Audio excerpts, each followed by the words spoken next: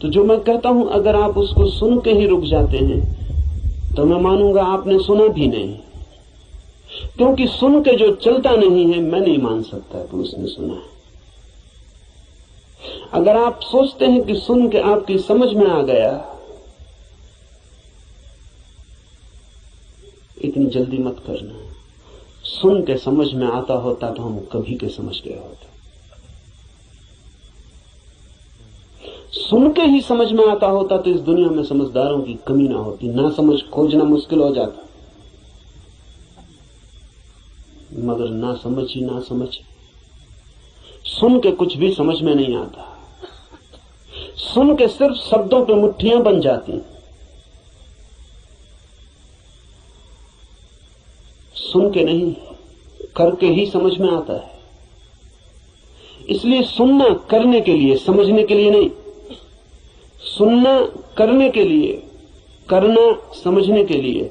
सुन के ही सीधा मत सोच लेना कि समझ गया। वो बीच की कड़ी के बिना कोई भी उपाय नहीं है, कोई भी रास्ता नहीं। लेकिन मन कहता है कि समझ गए, अब करने की क्या जरूरत है।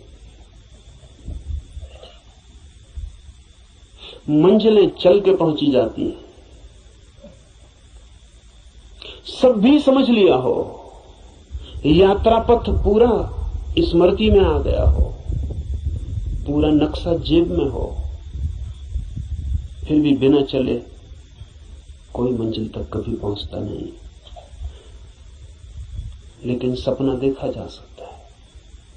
कोई आदमी यहीं सो जाए और सपना देख सकता है कहीं भी पहुंचने का। मन सपना देखने में बड़ा कुशल है। और ऐसा मत सोचना कि आप ही ऐसे सपने देखते हैं। जिनको आप बहुत बुद्धिमान कहते हैं वे भी इसी तरह के सपने देखते रहते हैं। साधु हैं, सन्यासी हैं, महात्मा हैं, वर्षों वर्षों से खोज में लगे हैं, लेकिन कहीं इंच भर नहीं पहुंचते, यात्रा ही नहीं करते। वो जो वर्षों से खोज में लगे हैं वो सारी की सारी खोज वर्तुलाकार है। बुद्धि में ही वर्तुल बन जाता है, भंवर बन जाता है। उसी भंवर में घूमते रहते हैं। फिर उस भंवर में सब समा जाता है। वेद समा जाते हैं, उपनिषद समा जाते हैं, कुरान बाइबलें समा जाती हैं। उस भंवर में सब समा जाता है, लेकिन एक इंच भी गति नहीं होती। उपनिषद की हम चर्चा करेंगे। उपनिषद समझाने के लिए नहीं, उपनिषद बन जाने के लिए। यहां सुन के कुछ कंठस्थ हो जाए और आप भी बोलने लगे तो मैंने आपका नुकसान किया, मैं फिर आपका मित्र साबित न हुआ। यहां सुन के आप जो सुना है वो बोलने लग जाएं तो कोई मूल्य नहीं है। यहां सुन के आपको भी वो हो जाए, आप भी वो देख लें, वो आंख आपकी भी खुल जाए तो भी। ऐसा समझें, एक कवि गीत गाता है किसी फूल के संबंध में। गीत में बड़ा माधुर्य हो सकता है, छंद हो सकता है, लय हो सकती है, संगीत हो सकता है। गीत की अपनी खूबी है, लेकिन गीत कितना ही गाए उस फूल को और कितना ही गुनगुनाए तो भी गीत गीत है, फूल नहीं। और लाखों गति और लाखों छंद तो भी गीत गीत है, फूल की सुगंध नहीं। और आप उसी गीत से तृप्त हो जाए तो आप भटक गए। उपनिषद गीत है किसी फूल का जिसे आपने देखा नहीं अभी। गीत गजब का है, गाने वाले ने देखा है, पर गीत से तृप्त मत हो जाना। गीत फूल नहीं। ऐसा भी हो जाता है कि कभी कभी आप फूल के पास भी पहुंच जाते। कभी कभी फूल की एक झलक भी मिल जाती है, अचानक, आकस्मिक। क्योंकि फूल कोई विजाती ही नहीं है, आपका स्वभाव है, आपके बिल्कुल निकट है, किनारे किनारे है। कभी कभी छू जाता है बिना आपके, बावजूद आपके।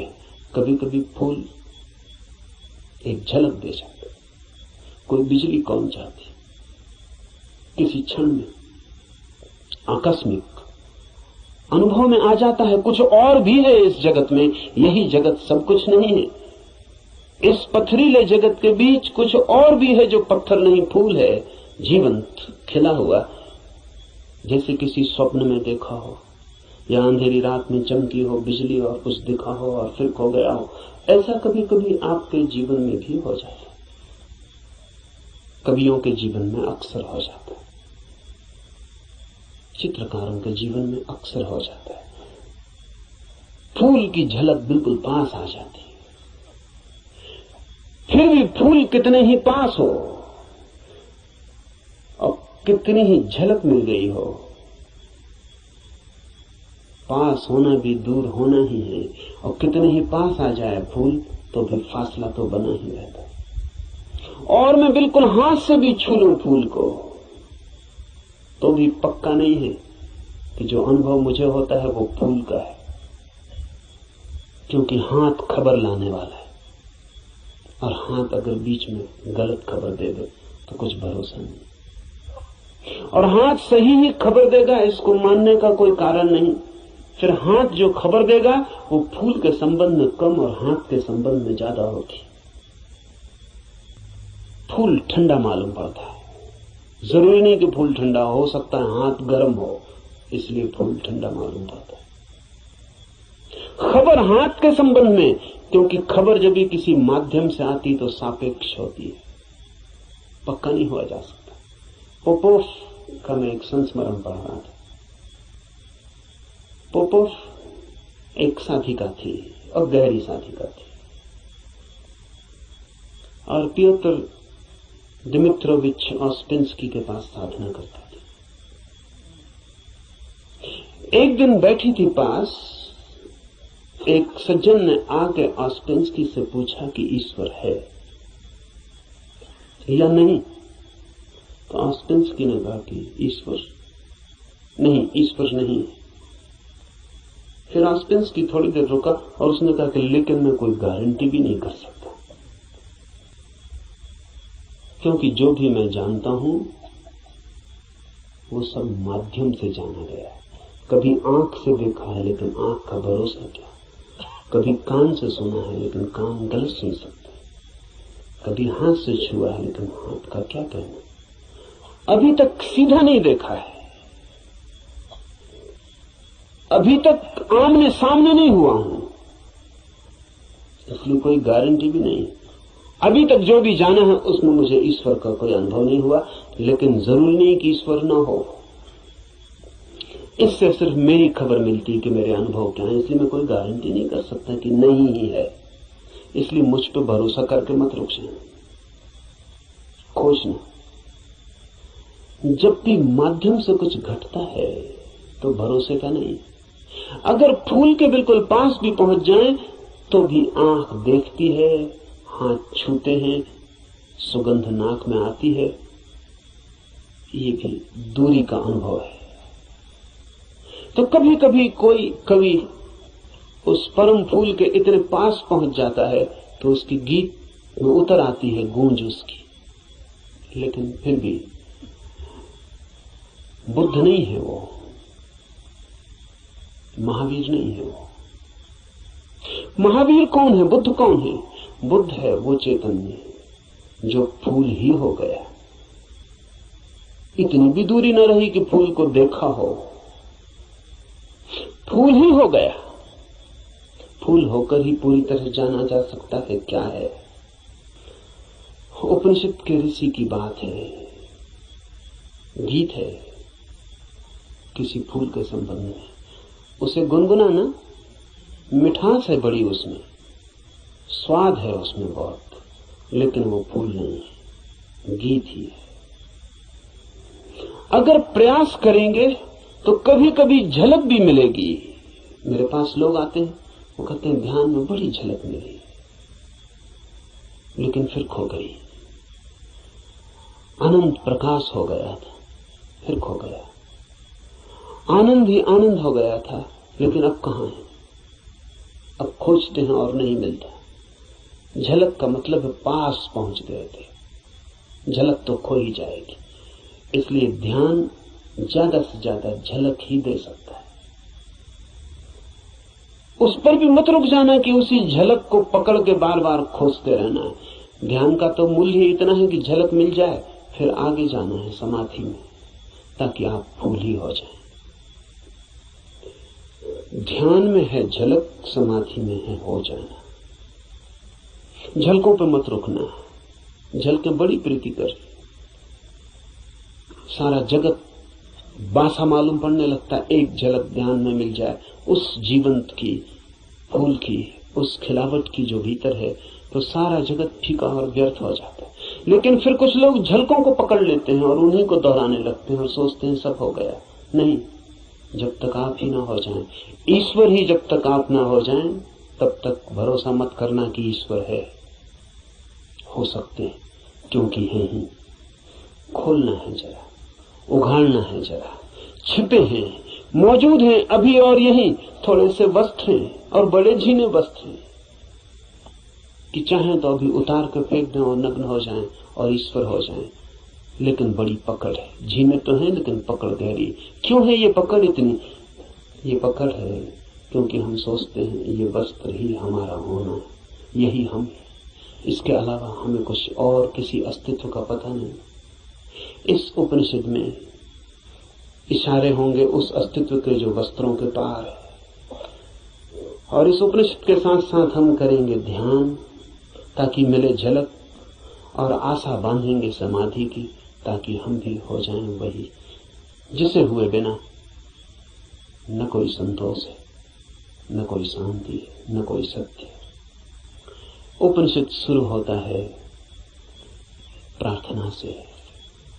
प्रार्थना है समस्त जगत से। सूर्य कल्याणकारी हो, वरुण,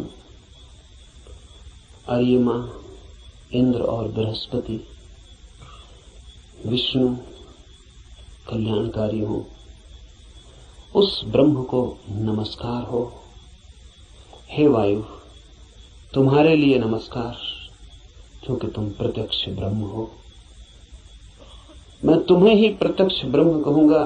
सत्य और रिक्त वे सब मेरी रक्षा करें, आचार्य की भी। इस प्रार्थना से शुरू होता है। धर्म की यात्रा प्रार्थना से शुरू होगी ही।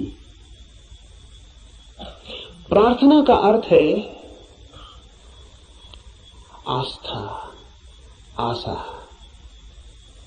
प्रार्थना का अर्थ है